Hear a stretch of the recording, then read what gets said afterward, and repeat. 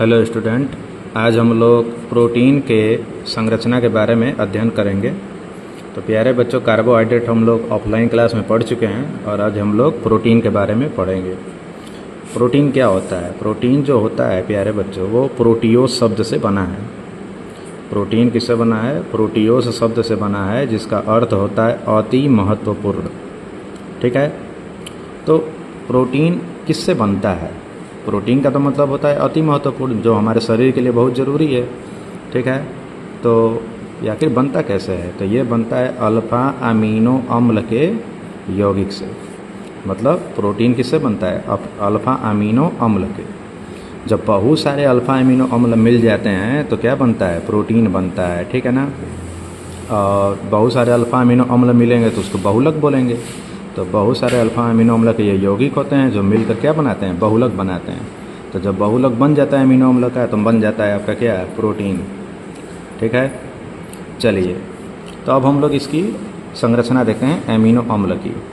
तो प्यारे बच्चों, अमीनो अम्ल में एक एमीन ग्रुप होता है और एक कार्बोक्सिलिक अम्ल का समूह होता है। फिर बीच में कार्बन होता है और एक तरफ होता है आर।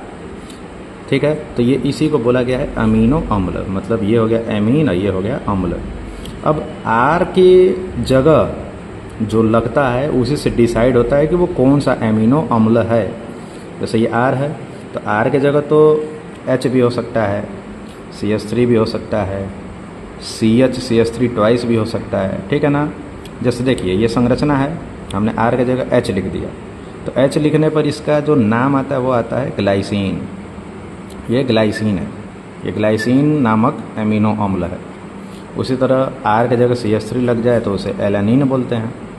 अब ग्लाइसिन को हम लोग GLY से प्रदर्शित करते हैं और एलानिन को ALA द्वारा प्रदर्शित करते हैं। ठीक है ना। चलिए आगे बढ़ते हैं। आगे हम लोग देखते हैं कि ये जो एमिनो अम्ल हैं इनकी जो संख्या है वो कितनी है? 20 है। एमिनो अम्ल की संख्या कितनी है? 20। अब एमिनो अम्ल को दो भागों में बांटा गया है, आवश्यक एमिनो अम्ल, अनावश्यक अमीनो अम्ल। ठीक है, तो 10 आवश्यक एमिनो अम्ल हैं और 10 अनावश्यक एमिनो अम्ल हैं। ठीक है, तो ठीक है, इसको आप लोग नोट कर लीजिएगा। इतने को वीडियो रोक कर आप लोग को नोट कर लेना है। ठीक है ना। अब हम आगे बढ़ते हैं। चलिए सबसे पहले हम लोग पढ़ेंगे आवश्यक एमिनो अम्ल। इसका इंग्लिश है इसेंशियल एमिनो एसिड। ठीक है, आवश्यक एमिनो अम्ल जो होता है ये आहार द्वारा ग्रहण किया जाता है। मतलब ये हमारे शरीर में होता नहीं है, हम जो भोजन करते हैं ना तो उससे ये अमीनो अम्ल हमको मिलता है। मतलब जो खाने से हमको जो प्रोटीन मिलता है, तो उस प्रोटीन में जो अमीनो अम्ल होते हैं आवश्यक, वो हमें भोजन से मिलता है। तो प्यारे बच्चों, आवश्यक एमिनो अम्ल के लिए मैंने यहाँ पर ये एक छोटा सा ट्रिक लिखा है। इधर मैं लिख देता हूँ ट्रिक। ये ट्रिक है इसको याद करने का। ठीक है ना। इसका ट्रिक क्या है? VIP हॉल में TT। इसको याद कर लीजिएगा, VIP हॉल में TT। तो आप चाहें तो VIP हॉल में TT ऐसे ट्रिक से याद कर सकते हैं, और आप सिर्फ आवश्यक एमिनो अम्ल के नाम आप याद कर लीजिए। क्योंकि अगर बहुविकल्पी प्रश्न में पूछ सकता है कि निम्न में से कौन आवश्यक है, कौन अनावश्यक है, तो आपको अगर आवश्यक याद है तो आप आवश्यक पर टिक मार लेंगे, और अनावश्यक नहीं भी याद है तो भी आप उसको पहचान कर लेंगे। तो चलिए, V फॉर क्या होता है? Valine, I for isoleucine, P for phenylalanine, H for histidine, A for arginine, L for lysine, L for leucine, M for methionine, T for tryptophan और T फॉर थ्रियोनिन। और ये इनका अक्षर code है। ठीक है ना। तो आपको ये ट्रिक से आपको याद रखना है आवश्यक एमिनो अम्ल को। ठीक है, इसके बाद आते हैं अनावश्यक एमिनो अम्ल। अनावश्यक एमिनो अम्ल को भी हम ट्रिक से याद कर सकते हैं। इसको याद करने का तरीका क्या है? गैस पे CT। ओके, गैस पे CT। अब ये भी 10 हैं, तो 10 कैसे हैं? तो G अक्षर से 3 होंगे, जैसे ग्लूटामीन, ग्लाइनिन। ठीक है ना। ग्लाइसिन तो था ही ना। फिर A से भी 3 है। अब बाकी सबके तो एक एक ही हैं। गिन लीजिए, 3 3 6 एक 7, एक 8, एक 9 और एक 10। आप देख रहे होंगे कि P और T तो इसमें भी है, P और T इसमें भी देखिए P है और इसमें भी T है, तो इसलिए मैंने इनका नाम अलग से लिख दिया है, P फॉर प्रोलीन और T फॉर टायरोसिन, ठीक है ना, ताकि नाम आपको अलग अलग याद रहे। ये पहले से शरीर में संश्लेषित होते रहते हैं, मतलब ये हमारे शरीर में पहले से मौजूद रहते हैं, इसलिए कोई दिक्कत नहीं होती है, इनको भोजन से लेना ज़रूरी नहीं है। लेकिन ये जो 10 एमिनो अम्ल हैं इनको भोजन से लेना ज़रूरी है, ठीक है ना। चलिए, इसको आप चाहें तो नोट कर सकते हैं वीडियो को पॉज करके, ठीक है। चलिए अब हम आगे की ओर बढ़ते हैं, आगे की ओर देखते हैं क्या है। आगे की ओर बात करें तो प्रोटीन की संरचना है। प्रोटीन की जो संरचना है वो प्रोटीन आखिर बनता कैसे है। जब दो प्रोटीन आपस में क्रिया करते हैं तो दो एमिनो अम्ल आपस में क्रिया करते हैं तो प्रोटीन बनता है। जैसे एक एमिनो अम्ल है ग्लाइसिन और एक एमिनो अम्ल है एलानिन, दोनों का सूत्र लिखा हुआ है, ठीक है।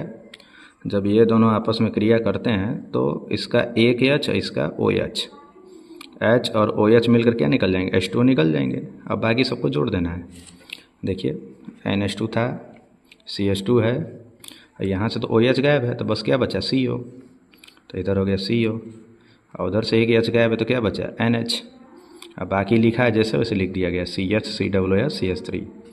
तो ये देखिए यहाँ से जुड़ रहा है CO, यहाँ से जुड़ रहा है NH, तो यही आपस में जुड़ रहा है एमिनो अम्ल के बीच, तो ये प्रोटीन बन रहा है। तो जहाँ से ये जुड़ता है उस जगह को बोला जाता है पेप्टाइड बंध।